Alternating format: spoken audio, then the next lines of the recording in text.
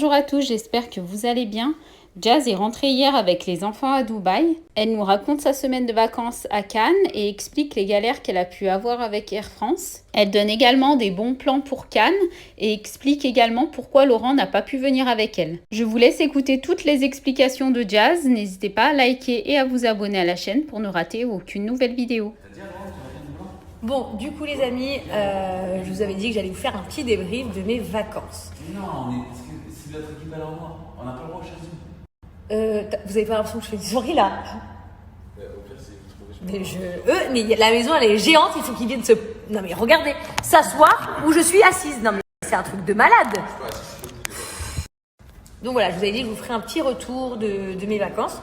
Donc c'était hyper cool, à savoir que je suis partie du coup avec les enfants, Marine, Alex et moi. Laurent il n'est pas venu pour plusieurs raisons parce qu'en ce moment il est dans son truc à fond là, diète, sport, les trucs de je sais pas quoi là qu'il fait, que je vous ai montré tout à l'heure là, les piqûres, enfin c'est pas des piqûres mais je sais pas, réhygiène son corps ou je sais pas quoi. Et parce qu'en plus on n'était pas sûr du tout qu'avec un passeport portugais il puisse rentrer en France. D'ailleurs quand on est arrivé à l'aéroport on a eu deux versions, ils nous ont dit que c'était que les résidents ou ceux qui avaient le passeport, que les résidents de la France ou ceux qui avaient le passeport français qui pouvaient rentrer en France, pas tout le monde. Je sais pas, je comprends rien. Et puis de l'autre côté, t'en avais qui disaient une autre version, donc je sais pas du tout. Enfin bref, ça on s'en tape. Donc déjà j'ai passé des super bonnes vacances avec ma mère, avec ma soeur, avec Isaac, avec Nono, c'était hyper cool.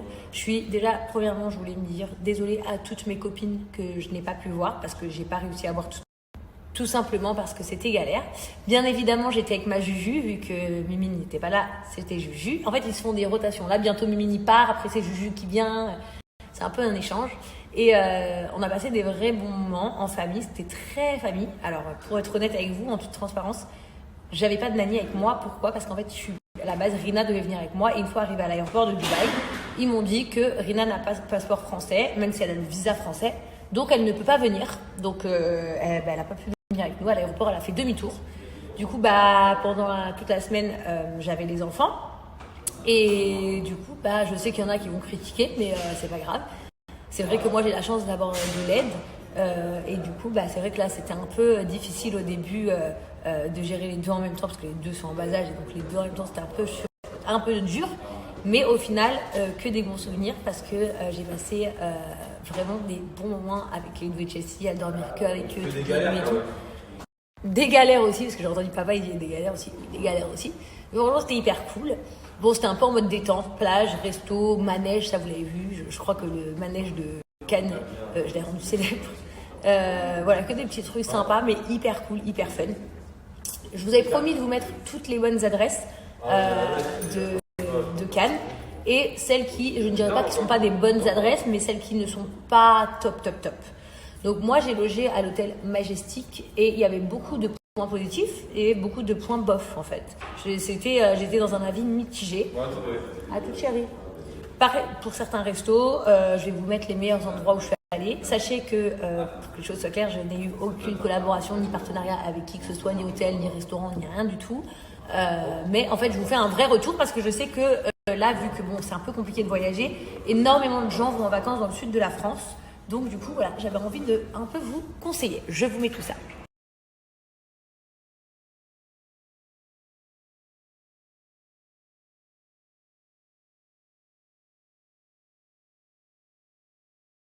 Donc voilà, je vous ai fait un peu mon bilan, donc pas du tout comme je vous disais pour dire ça c'était pas bien, ou ça c'était bien, ou si ça, pas du tout. Plus dans l'intérêt pour vous guider un petit peu pendant vos vacances, en fonction de ce que moi j'ai fait et pas fait, genre en gros.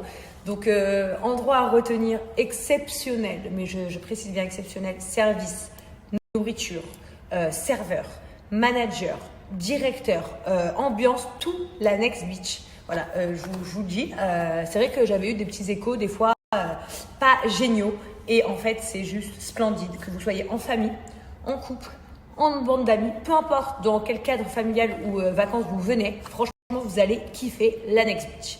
La môme, comme je vous ai dit, les repas très très bons, mais franchement le service hyper long et je vous avoue que du coup je peux pas juger parce que je n'ai pas rencontré tous les serveurs, je suis allée que 2 fois.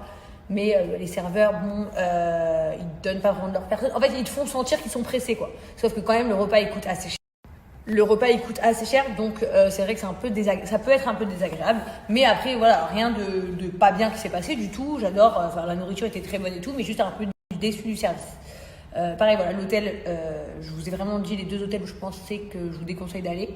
Je vous ai dit le Majestic ce qu'il en était. Donc franchement, plein de côtés super sympas et plein de côtés un peu désagréables. Voilà, pour les mamans qui vont amener leurs enfants à Cannes, etc., les manèges sur la croisette, les gens ils sont top, hyper humains, hyper sympas avec les gosses et tout. Donc ça c'est hyper rassurant. Voilà quoi, je vous fais un peu le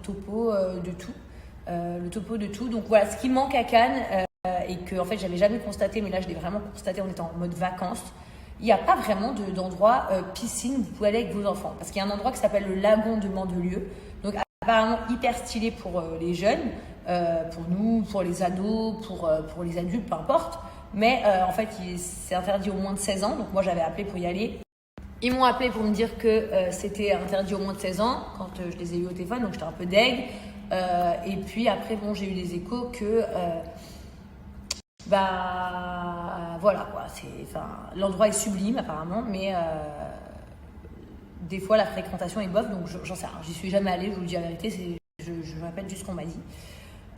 Donc ça, n'en prenez pas rigueur parce que j'en ai aucune idée, mais en tout cas ce qui est sûr c'est que j'ai voulu y aller et que c'était interdit aux enfants, donc j'ai pas pu y aller vu que j'avais mes 2 loulous toute la semaine. Voilà. Autre chose à vous dire, quoi? Ah oui, le voyage. Le voyage.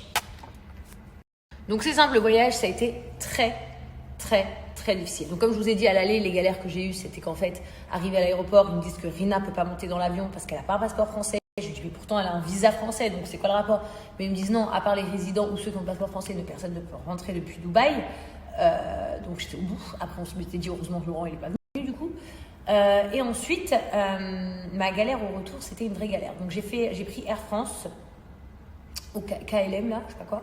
Donc d'habitude je prends que Emirates, mais là il y avait que ça pour qu'ils gardent mes valises. Parce qu'en fait, soit si je prenais Emirates de Dubaï à Paris, après il fallait que je récupère mes valises pour remettre de Paris à Nice. Donc c'était hyper compliqué. Donc du coup j'ai pris Air France qui au moins gardait mes bagages en transit. Au retour, j'ai donc fait Nice-Amsterdam, Amsterdam-Dubaï. Quand j'arrive à Nice, ils sont censés me donner mes 2 cartes d'embarquement. Donc Nice-Amsterdam, Amsterdam-Dubaï. Ils me disent qu'ils ne savent pas pourquoi ils n'arrivent pas à sortir mes cartes d'embarquement de Amsterdam à Dubaï. Ils me disent mais c'est rien de... Juste notre système, on n'arrive pas à sortir les billets et tout. Vous inquiétez pas, quand vous arrivez à Amsterdam, vous les demandez. J'ai dit ok, parfait. Donc je sors de l'avion à Amsterdam avec Alex, Marine et les enfants. Et on cherche partout un comptoir pour récupérer nos billets. On ne trouve pas de comptoir, il n'y a que des trucs libre-service. Donc je mets mon passeport, ils ne sortent pas les billets. Je me dis qu'est-ce que c'est que cette connerie et tout. On finit par trouver quelqu'un. Et quelqu'un, en fait, nous explique mais ils sont où vos numéros d'autorisation du gouvernement de Dubaï? Je dis pardon, quelle autorisation du gouvernement de Dubaï? J'ai dit moi j'ai mon test que j'ai effectué en France. Donc avant de partir, on a tous fait le test du Covid-19, 2 jours avant le départ, qu'on a payé en France 76 € par personne. J'ai dit voilà, c'est tout ce que j'ai. Enfin, je suis résidente de Dubaï, j'ai mon visa, je ne comprends pas de quoi vous parlez. En fait, il y avait un truc à remplir sur un site qui s'appelle dubaigouv.quelque chose. Je peux vous donner le site tout à l'heure, je vais demander à mes assistants. Et il est actuellement 15h, je crois. Ouais, 15h, un truc comme ça. Et mon avion décolle à 16h et quelques. Là, je me dis, c'est la catastrophe. Donc, on a 5 demandes de visa, pas de visa, d'autorisation à faire au gouvernement de Dubaï. Il nous reste 1 heure. Et un formulaire de fou à remplir, de fou. Il faut mettre les trucs de l'ID, les trucs du passeport, les adresses, les billets, enfin tout. Des attestations et tout. Bon, moi, je suis en crise de panique. Le gars me dit qu'on va pas pouvoir prendre l'avion, donc je pleure et tout. Enfin, moi, dans ma tête, je rentrais ce soir voir mon mari avec mes enfants et tout. Enfin, c'est la catastrophe, quoi. Je me dis, je vais dormir dans l'aéroport avec mes enfants et tout, mais c'est quoi ce délire? Je pète un câble, j'appelle Laurent, je lui dis, regarde les jets, je prends un jet. Il me dit, un jet, ça coûte 55 000 €. J'ai dit, je m'en tape, je le prends. J'étais en crise, en fait, Et parce que moi j'ai un gros problème, comme vous le savez pour ceux qui me suivent depuis longtemps, j'ai l'angoisse de l'abandon. Donc dès que je me sens abandonnée ou que j'ai l'impression que je ne vais pas là où je dois aller, j'ai des très très grosses peurs, des très grosses angoisses. Donc je le vis très très mal. Enfin bref, donc Marine, ma copine qui est super calme, heureusement grâce à Dieu, téléphone donc à Justine et elles se mettent à faire tous les papiers ensemble. D'ailleurs, on trouve 2 nanas super sympas dans l'aéroport qui l'avaient fait, elles, parce qu'elles le savaient. En fait, nous, c'est la faute de la compagnies, qu'on se dise bien les choses, Air France, KLM, qui n'ont pas envoyé de mail pour me dire qu'il fallait faire cette demande. Donc en fait, vu qu'ils ne me l'avaient pas dit, je ne le savais pas. Sachez que pour toutes les personnes qui viennent à Dubaï, que vous soyez résident ou touriste, vous devez absolument faire cette demande et elle prend entre 24 et 48 heures la réponse. Elle peut prendre 5 minutes comme elle peut prendre 48 heures. Donc il faut bien le faire, les amis. Donc bref, Marine, Justine, Nana et tout, elles le font ensemble. Moi, pendant 1h30, je ne sers à rien à part pleurer et garder les gosses. Et finalement, Alex et Marine réussissent, ils reçoivent l'autorisation, incroyable. Ensuite, je reçois mon autorisation.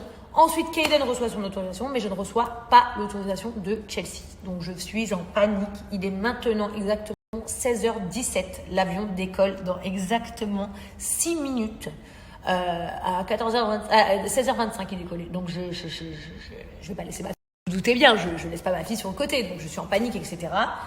Grâce à Dieu, je sais pas, Dieu, il était là pour m'aider. J'arrive à enfin recevoir le truc. Donc, je le reçois. Je monte dans l'avion. Je viens de passer 2 heures à chialer comme une merguez. Je suis au bout de ma vie. Mais bon, voilà, le vol se passe. Dans l'avion, par contre, sachez qu'ils vous donnent juste un sachet avec des trucs dedans à manger, même en business class, mais pas de service, etc. Dans l'avion, il n'y a personne. On est 10, je crois, dans l'avion. Parce que du coup, ils ramenaient que les résidents à Dubaï. Et arrivé à l'aéroport de Dubaï, du coup, qu'est-ce qui se passe? Vous arrivez, vous asseyez sur une chaise, ils vous demandent tous les renseignements, ils vous donnent un petit tube pour le Covid-19 et du coup, après, vous passez par le centre médical, vous faites le test du Covid-19, ensuite, vous allez chercher vos valises et vous partez.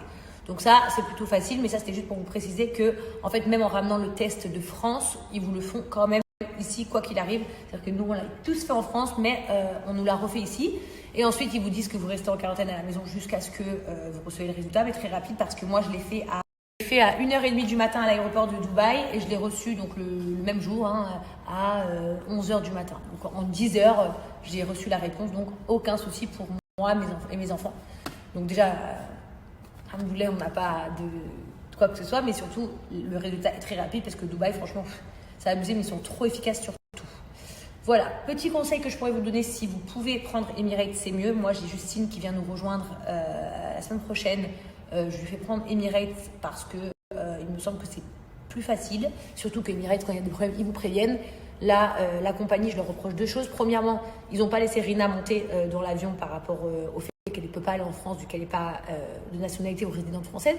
Chose que je ne comprends pas, c'est comment ils ont pu me vendre les billets pour elle, parce que quand on achète des billets, on met la nationalité de la personne, le numéro de passeport, etc. Donc en fait, ils m'ont encaissé 3 000 € pour Rina, parce que bien sûr, Rina, elle était en business avec nous. Donc du coup, 3 000 € qu'on ne m'a toujours pas remboursé, sachez-le. Et que je ne sais même pas si on va me rembourser, parce qu'apparemment, ça prend à hauteur de 45 jours pour prendre la décision. Je ne vois pas quelle décision à partir du moment où c'est eux qui refusent de la faire monter dans l'avion, parce qu'eux m'ont vendu des billets, alors qu'ils ne devaient pas vendre des billets pour une Philippine. C'est pas grave. Ensuite, deuxième chose, vraiment, KLM, là, ils sont pas du tout pros parce qu'ils m'ont pas envoyé de mail pour me dire, voilà, Madame Correa, il faut remplir ce truc du gouvernement, etc., pour qu'on vous autorise à monter dans l'avion. Parce qu'en soi, si c'était que quand j'arrive à Dubaï, j'ai pas le numéro, on me laisse pas rentrer. Ok, c'est ma faute, c'est mon problème. Mais là, en fait, on me laissait pas monter dans l'avion KLM à Amsterdam si j'avais pas ce papier. Mais comment je suis censée savoir que je dois faire ce papier avec leur compagnie si on m'envoie pas un mail pour me le dire? Donc c'est quand même une dinguerie. Et franchement, la compagnie de Amsterdam, donc Air France en France, on les adore, je vous dis la vérité, super sympa. Air France en France, ils sont toujours sympas. Franchement, il faut le dire, ils sont toujours sympas. Amsterdam, vraiment, genre une mentalité de j'en ai rien à foutre. Je pleure avec 2 gosses, tout le monde s'en tape, personne ne m'aide, enfin bref. La cata. Et pour finir, j'avais fait cellophaner mes valises et ma poussette Fendi. Parce que la majorité du temps, je fais cellophaner les trucs, on sait jamais, parce que bon, quelqu'un il me fait un truc ou quoi, je sais pas. Du coup, une de mes valises, ils ont pété les roues alors que je les ai fait cellophaner et j'avais la petite assurance pour les bagages. Mais bon, c'est une valise lambda, donc c'est pas très grave. Par contre, en revanche, ils ont cassé ma poussette Fendi. Donc pareil, là, j'ai dû faire une réclamation à leur entreprise, etc. Je suis partie à Fendi Magasin parce que je l'ai acheté il y a 1 semaine exactement. Partie à Fendi Magasin pour qu'ils constatent la poussette, qu'ils voient bien qu'elle a été cassée, etc. Pour envoyer la demande. Enfin bref, que des emmerdes. Donc au KLM, non, je rigole. KLM, ça s'appelle, ce sera la première et la dernière fois. Et puis pourtant le vol aller que j'ai fait Dubaï-Paris avec Air France était super, l'équipe était super avec les enfants, franchement hyper serviable, hyper cool.